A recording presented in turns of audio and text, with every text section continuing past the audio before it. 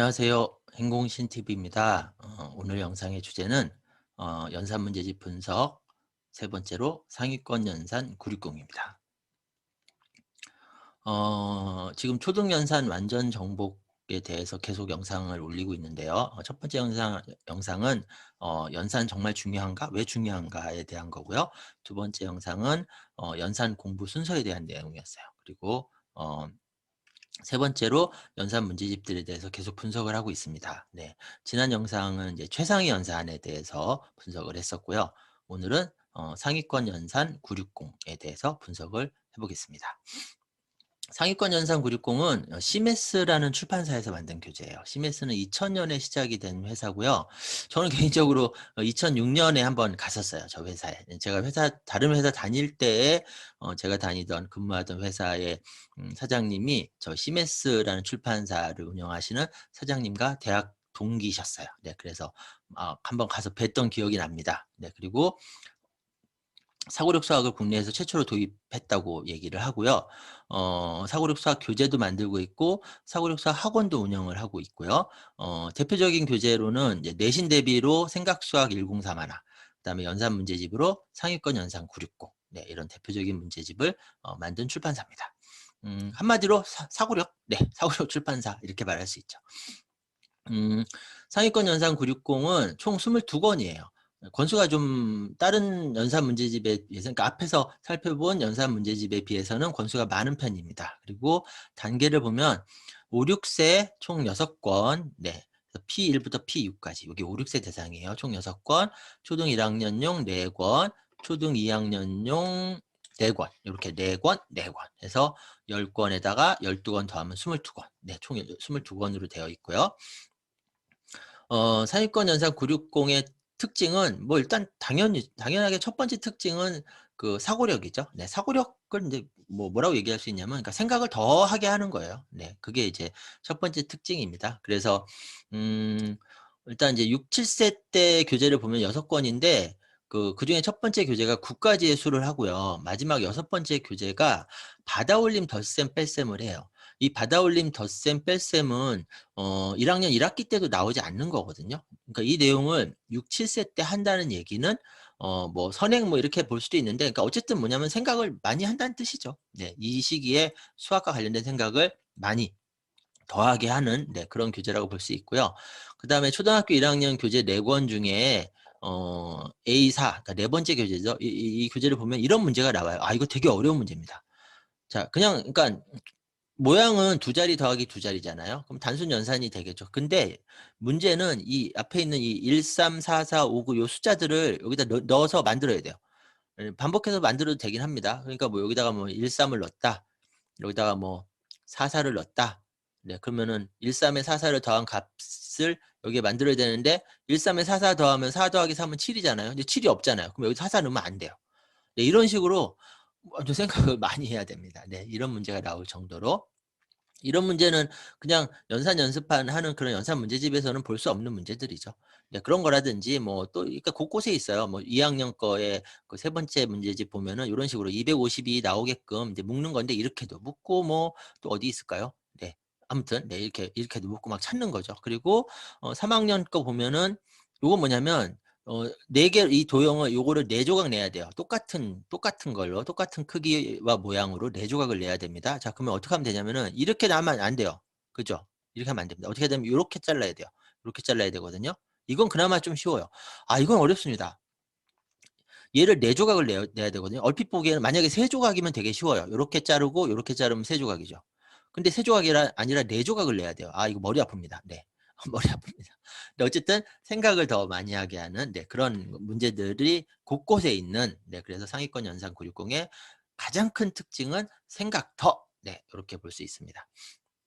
자, 그다음에 상위권 연산 960의 두 번째 특징은 저는 6, 7세용으로는 아주 좋다고 생각을 해요. 그러니까 6세, 7세 때 7세는 예비 초니까 그나마 뭐 초등학교 1학년 수학을 뭐 예습, 뭐 선행, 뭐 좀 한다, 뭐 이렇게 뭐 말이라도 될 수는 있는데 6학년 6세 때 6세 때 초등학교 1학년 수학 문제집을 풀리는 거는 되게 많이 애매하거든요.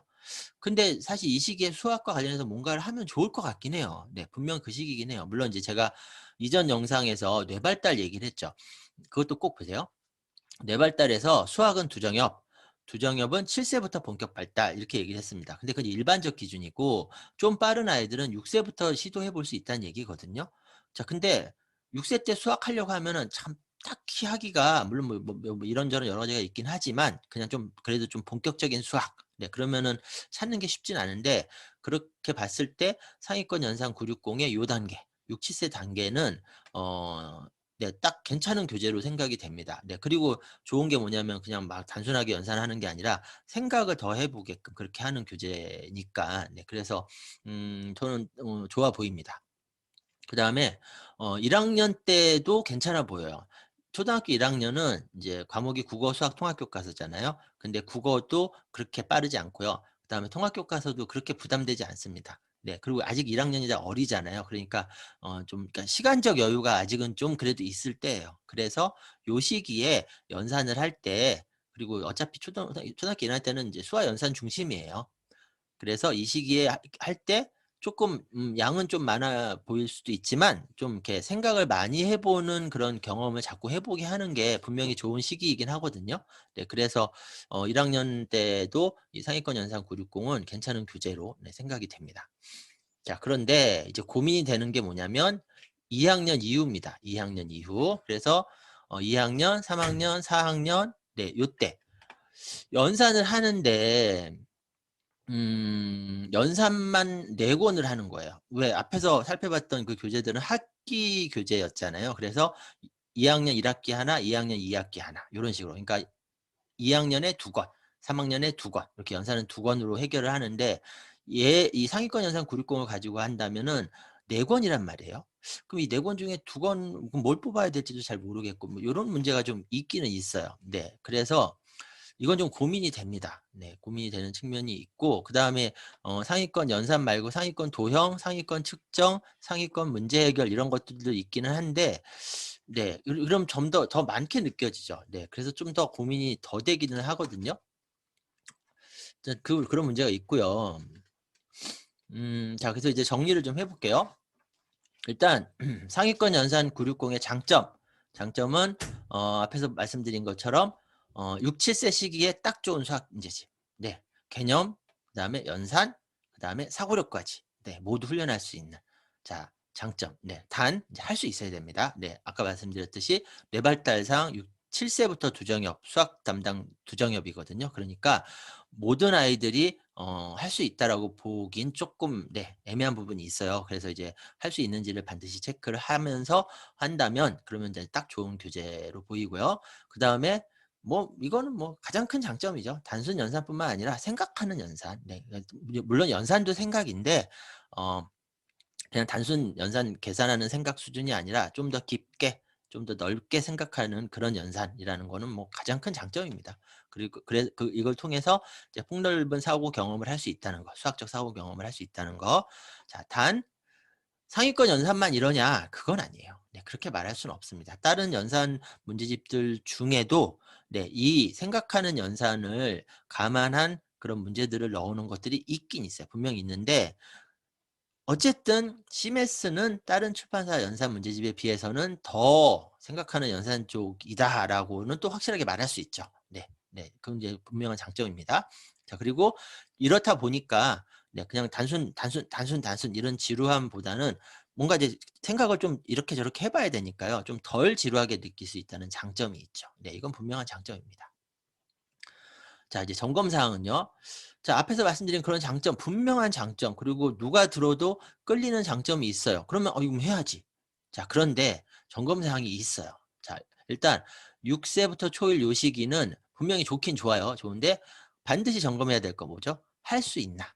내 아이가 할 수 있나? 이게 이제 아주 중요한 점검 사항입니다. 네, 일반적으로는 10 개념을 제대로 이해하는 것은 7세 하기 되게 어려운 겁니다. 네, 어려운 거거든요. 근데 아까 보니까 받아올림 받아내림이 있었잖아요. 그러면은 상위권 연산 960을 제대로 하려면 먼저 10 개념을 제대로 이해를 해야 된다는 얘기인 거죠. 네. 그래서 요 시기에 6세 초일 요 시기에 할 수 있는지 네 요걸 체크하는 게 중요하고요. 자, 그다음에 좋은데 이 분량이 이제 계속 걸려요. 그래서 저는 이거를 네 이 CMS에서 네 권이 아니라 두 권으로 딱 만들어 주면 참 좋았을 것 같다라는 생각이 들긴 합니다. 네 어쨌든 그건 뭐 제 생각이고 그래서 한 학기에 연산 문제집 두 권을 진행을 한다는 것이 좀 부담스럽지 않을까. 네 그래서 좀 '솎아내기 하면 어떨까.' 이런 생각도 해 봤었어요. 다 풀리는 게 아니라 네 만약에 활용을 한다면 이 문제집을 활용한다면 다 풀리려고 두 권 한 학기에 두 권 다 풀리려고 욕심내는 것보다는 '솎아내기를 하는 게 어떨까.'라는 생각이 들었고 그다음에 또 하나 체크해야 될 거는 자 어쨌든 수학에서 승부는 연산이 아니라 문제 해결력입니다. 특히 서술형 주관식 문장제 문제. 그래서 상위권 연산 960을 제대로 완벽하게 하면은 수학 내신 서술형 주관식 문장제 문제 해결력이 자동으로 길러지느냐. 자 이거에 대해서는 의견이 갈려요.